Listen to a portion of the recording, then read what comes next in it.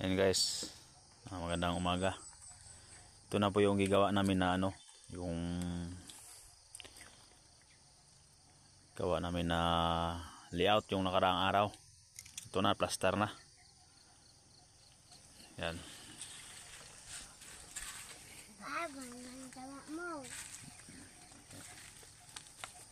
Plaster na yung namin.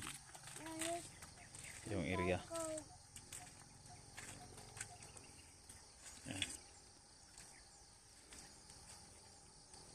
Kala nila guys, yung pagbutas pa lang, kala na sobrang liit yung bahay. Pero yung na-plaster na lahat, ayun, sabi na sobrang laki daw.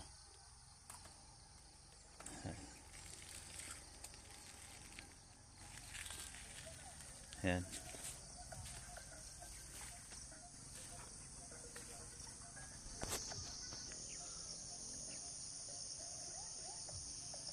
Yan.